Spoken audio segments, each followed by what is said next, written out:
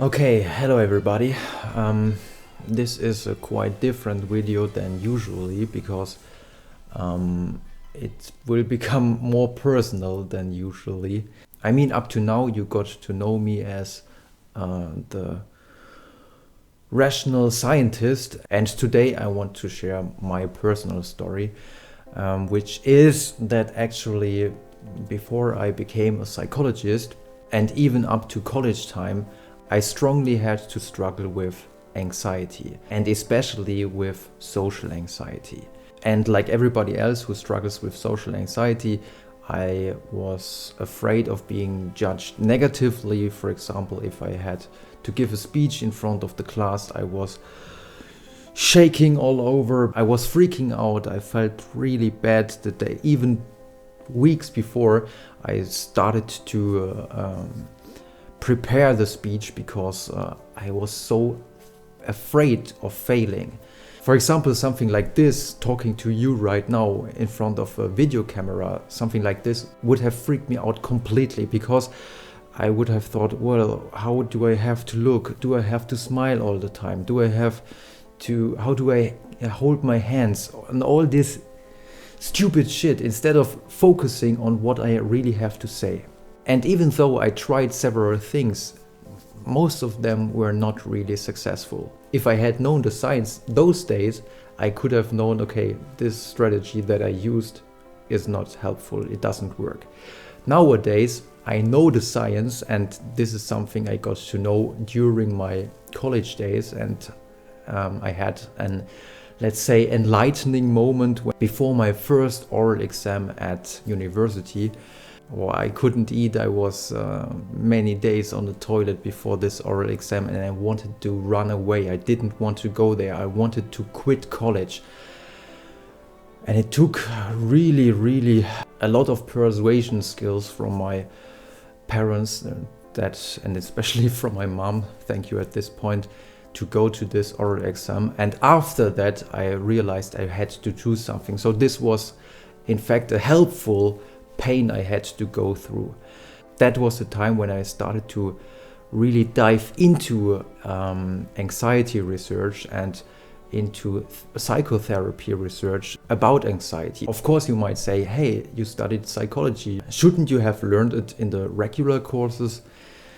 No, you just learn the standard stuff like exposition therapy and progressive muscle relaxation. Of course, some of these things can work, but only for special anxiety disorders. For example, confrontation could be shown in a new meta-analysis is not really very helpful as a stand-alone therapy for social anxiety. Those were the things I didn't know, and therefore I did a lot of things wrong. But then, as I said, I really began to dive deeper to look not only at the therapy methods which were proposed in the textbooks, which actually were 10 or 15 years old, but also at those therapy studies that were recently published. And as it turned out, there are new therapy methods, for example, metacognitive therapy, which in several studies was more effective than, for example, the standard therapy, the cognitive behavioral therapy.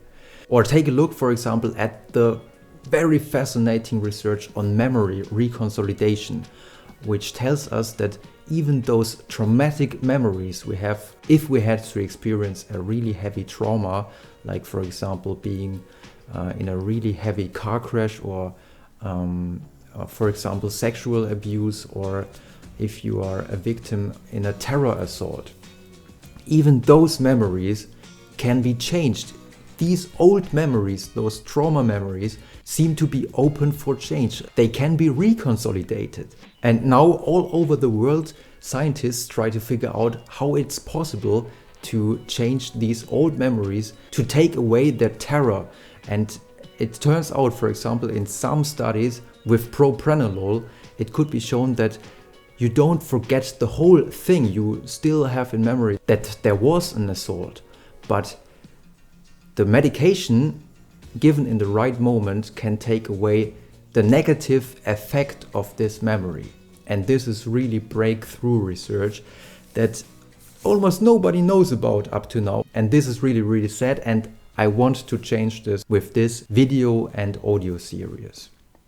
So stay tuned for the next episodes. There will be tons of really very interesting research, and I hope I can help people who struggle from anxiety to choose the right strategies, those strategies that science says really work, and not those strategies that actually don't change anything and which after a while will only leave you with learned helplessness, and you will say, well, I tried everything but nothing worked. There are therapy methods that really work, and some of them even work within one session. I mean, for example, there's the one-session therapy, which was developed by the Swedish psychotherapist Lars-Göran Öst. It's extremely effective in treating people with specific phobias, for example, fear of heights, or for example, fear of spiders or snakes or dogs. And within one session, maybe 2 or 3 hours, people lose their fear and they are able, for example, to let a big tarantula, which would have freaked them out completely, walk over their hands. So really interesting stuff which is to come. And if you want, you can join us on this journey, and you will get the best and the latest scientific results of anxiety research.